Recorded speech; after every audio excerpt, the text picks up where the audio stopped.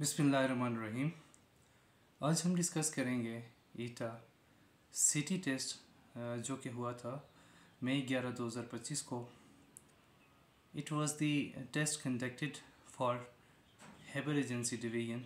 So now in this video we will discuss some questions of ETA test and furthermore we will discuss other questions in next videos. Okay, ये video हम बना रहे हैं ईटा test जो कि लोग दे चुके हैं ये टेस्ट, ताकि वो देख लें और उसके बाद उन लोगों के लिए जो अभी आने वाले टेस्ट देने वाले हैं। तो सबसे पहला हमारे पास क्वेश्चन है, which of the following is a trigraph. इसकी सबसे पहले आप ऑप्शंस देख लें। पहली ऑप्शन है IGH इन लाइट, ऑप्शन 2 है SH in shop, option C है CH in chat, and option D है A in aunt. First of all, you must know that what is meant by trigraph. Trigraph means a group of letters in a word. कितने groups? Group of 3 letters in a word, which gives us a single sound. 3 letters पर मुश्तमिल एक अल्फाज का group किसी भी word के अंदर जो कि हमें एक सिंगल साउंड दे। तो यहाँ पर देखें, A option is the correct option, क्योंकि सिर्फ यही ऑप्शन है जिसमें 3 लेटर्स मौजूद हैं IGH, और यहाँ पर देखें लाइट, ये एक सिंगल साउंड देती है। So A is the correct option. Next देखें, अ लेटर और group of letters added to the end of a word to change the form of the word is a compound word and inflectional ending, common word और paraphrase. तो यहाँ पर देखें, a letter और a group of letters added to the end of the word, ये suffix की बात नहीं कर रहा, ये बात कर रहा है कि किसी भी वर्ड के आखिर में हम जब कुछ लेटर्स लगाते हैं या ऐड करते हैं तो उससे उस वर्ड की फॉर्म में चेंजिंग आती है, लेकिन मीनिंग्स चेंज नहीं होते। तो यहाँ पर देखें, a compound word, inflectional wording, C common word या पैराफ्रेज। तो इसकी करेक्ट ऑप्शन B है इन्फ्लेक्शनल एंडिंग।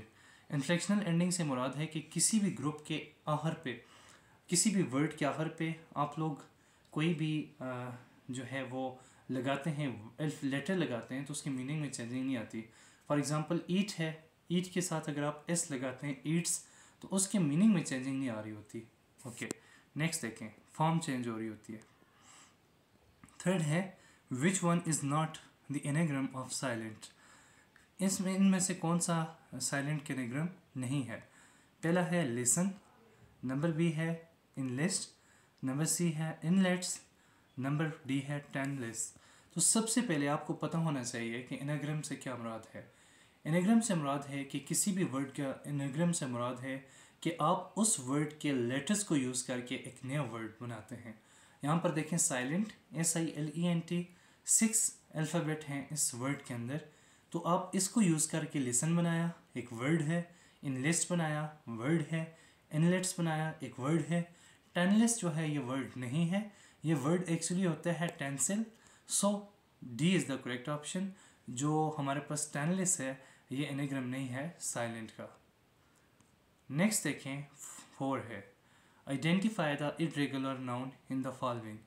ऑप्शन A है ऑक्स, ऑप्शन B है चॉकलेट, ऑप्शन C है डिश एंड ऑप्शन D है plant. Okay, again there is a new concept, irregular noun. Do you know what is irregular noun? तो irregular noun वो होते हैं कि जिनकी आप प्लूरल फॉर्म बनाते हैं, तो वो जो हैं उनके अंदर अल्फ़ाबेट्स चेंज होते हैं, लेटर्स चेंज होते हैं। फॉर एग्जांपल देखें, हमारे पास होती है जी कोई भी, जैसे कि बॉक्स है, बॉक्स का हम प्लूरल बनाते हैं तो क्या होता है, बॉक्सेस होता है। लेकिन जब फुट है, फुट का हम लोग प्लूरल बनाते हैं तो क्या होता है, फीट हो जाता है। ठीक है, S या yes का इजाफा नहीं होता। तो such type of noun are known as irregular noun, and you can see here that ox, जिसका हमारे पास प्लूरल क्या होता है, यहाँ पर देखें वैक्सन होता है। सो ox is the irregular noun, sorry oxen। Next हमारे पास देखें 5, what do we call the words that organize our writing such as first, next, then, etc।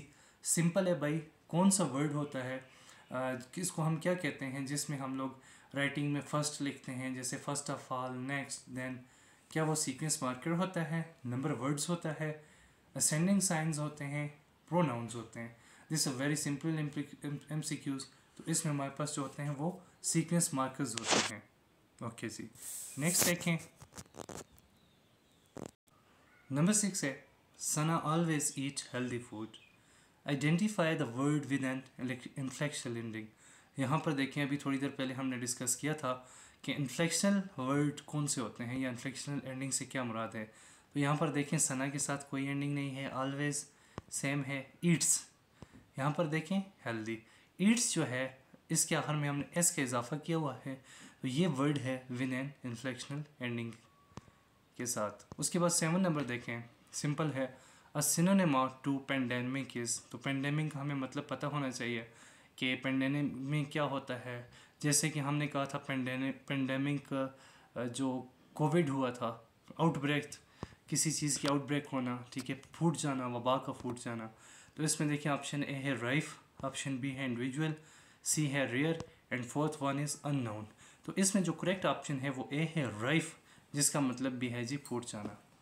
Next हमारे पास देखें, this was simple MCQs। The way a person voice rises and falls in speech is called. ये science का question है कि जिस वे के अंदर किसी भी पर्सन की वॉइस राइज या फॉल होती है, इसे क्या कहते हैं, स्ट्रेस, रिदम, इंटोनेशन और इन्फ्रेंशियल। तो इस there is the correct option is intonation. Intonation कहते हैं the rise and falls in the speech of the sound of a man. Okay, next देखें 9 है she ran like the wind. तो which poetic device is used. तो यहाँ पर option देखें, A metaphor, B alliteration, C simile and D personification. And you can see here that she ran like the wind. Word like और as जब भी use होता है तो वो हमारे पास सिमिली होती है। The correct option is C. Next हमारे पास देखें, what does denotative meaning refer to. कि डेनोटेटिव मीनिंग से क्या मुराद है। ऑप्शन ए है the historical background of a word, option B है द इमोशनल और cultural implications of a word, option C है the precise dictionary meaning of a word, option D है the subjective interpretation of a word. जो denotative देखें, इसके लिए simple जो है हम लॉजिक यूज़ करते हैं जो अपनी बनाई हुई है, जिसे हम बेसिक फार्मूला भी कहते हैं, BF। Denotative meanings mean dictionary words, dictionary meaning. तो किसी भी वर्ड के जो मीनिंग्स डिक्शनरी में मौजूद होते हैं उन्हें हम डेनोटेटिव मीनिंग में बोलते हैं। और इसके साथ एक और जो है वो यूज़ होती है टर्म कनोटेटिव मीनिंग।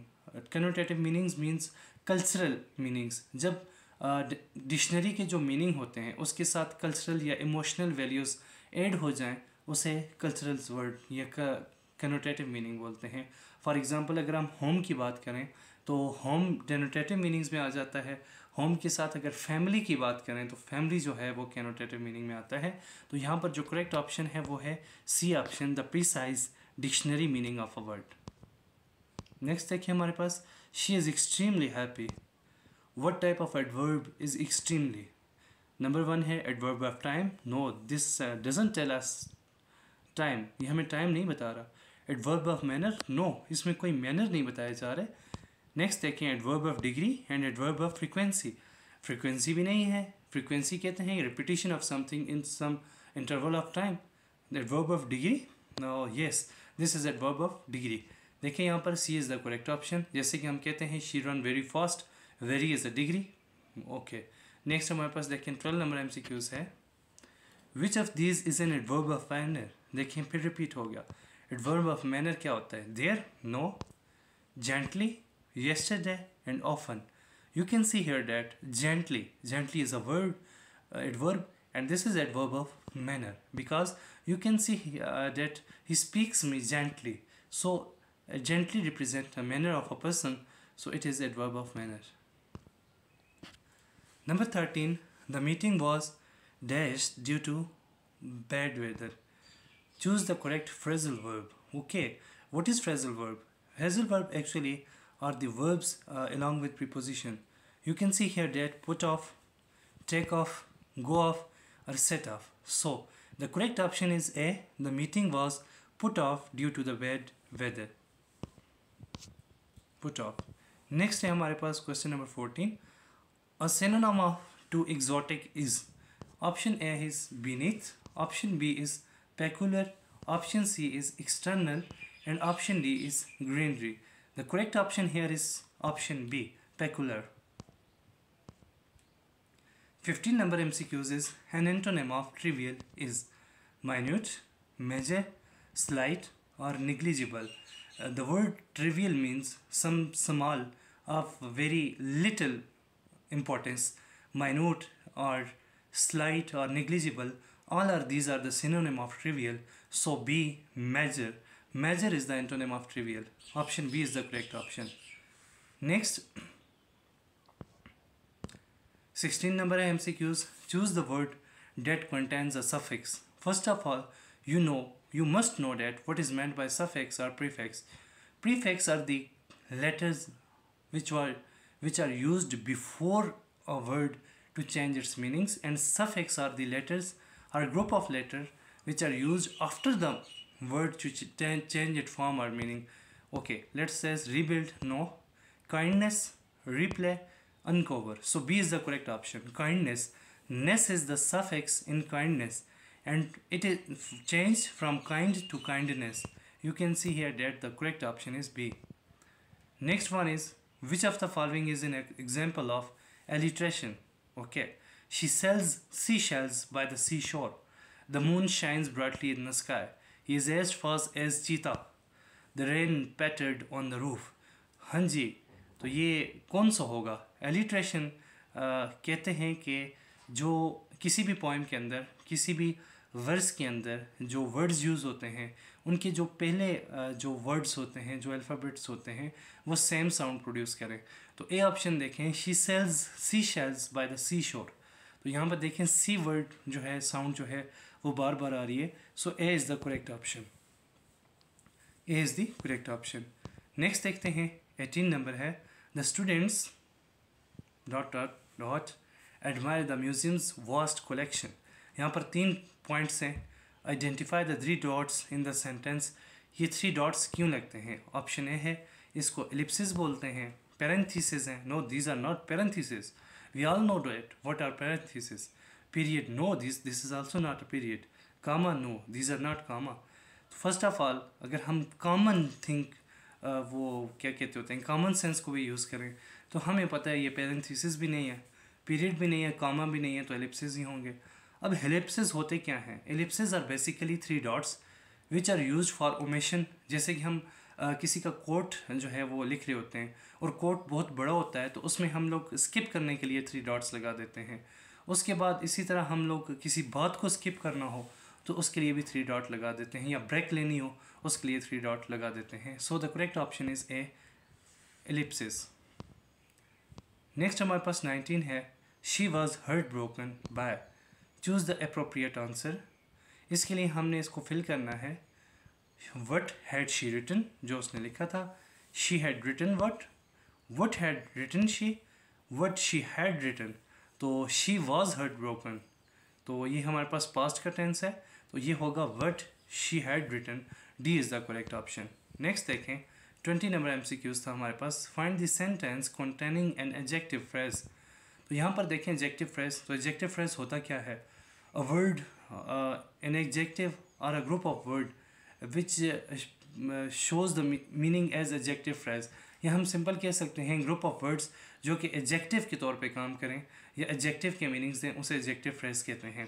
तो जो एडजेक्टिव होता है basically this is a word use to modify noun और प्रोनाउन. तो यहाँ पर देखें, the coach gave the young athlete a trophy. B है, they waited patiently for a long duration. Third one है, she put all the accessories in the dryer. She had remarkably bright eyes. And you can see here that in the D option, she had remarkably bright eyes. Remarkably bright eyes is an adjective phrase which is modifying the pronoun she. So D is the correct option. Next है 21 number.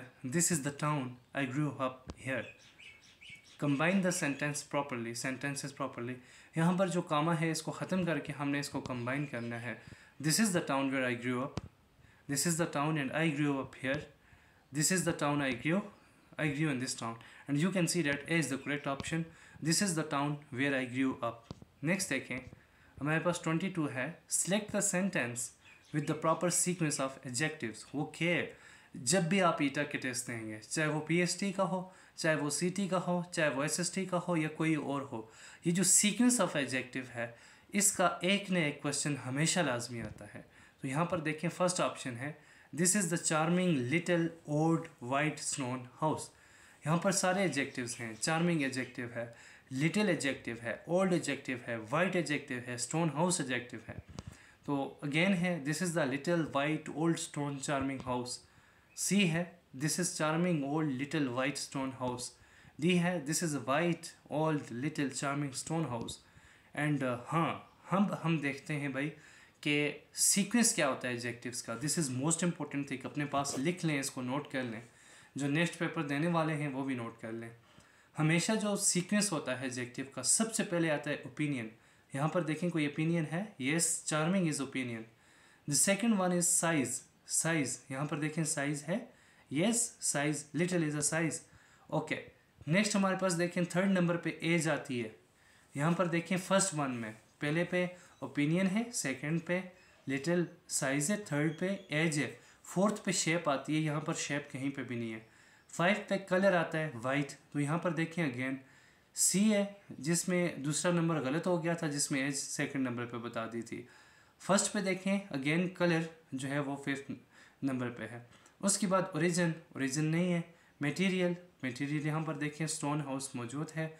तो purpose, purpose भी यहाँ पर नहीं है। तो इस sequence के तहत A is the correct option. And देख you can see here that this is the charming little old white stone house. ये जो हमारे पास सीक्वेंस है इसको मस्ट अपने पास लिख लें। नेक्स्ट है I have been here for over 4.5 billion years. जितने भी सोशल मीडिया पे ये पेपर सॉल्व हुए थे उस पर ये जो MCQs है ये गलत सॉल्व किया गया था। Identify the underline adjective, descriptive adjective, proper adjective, indefinite adjective and definite adjective. Actually 4.5 is first of all a quantitative adjective. It tells how much years he have been here. Okay, then the second thing is this tells us the specific time, 4.5 year, about 4 year and 6 months. So this is definite adjective. Next one is the 24. The story jumped off the stage. Option 1, identify the figure of speech used in the line. Option 1, is this a simile? Is this a metaphor? Is this personification? Or is this antithesis? And you can see here that we say that story jumped off. We give the ability of jumping of a person to a story. So what will we say? This is a personification. C is the correct option. The next and the last one is this insect is so minute that I can hardly see it. Choose the correct meaning of a homograph minute. यहाँ पर जो minute है इसके हमने meaning देखने हैं. A unit of time, yes, minute is the unit of time. But क्या इस sentence में भी इसका यही meaning है? No. An official record of a meeting, yes. अक्सर हम देखते हैं कि जी मीटिंग हो रही है और उससे पहले शेयर्स हो रहे होते हैं मिनट्स ऑफ द मीटिंग्स। तो क्या इस सेंटेंस में इसका यह मतलब है? No. Very small and the last one is a short break, yes. Very small, minute, little, the meaning of minute is homograph is in this sentence. तो इसका C is the correct option. तो ये थे आपके आज के MCQs जो कि हमने डिस्कस किए। नेक्स्ट MCQs की वीडियो देखने के लिए और हाँ, ईटा को क्रैक करने के लिए, अच्छी तैयारी करने के लिए हमारे YouTube चैनल को ज़रूर सब्सक्राइब करें और हमें मोटिवेट करें। Thank you.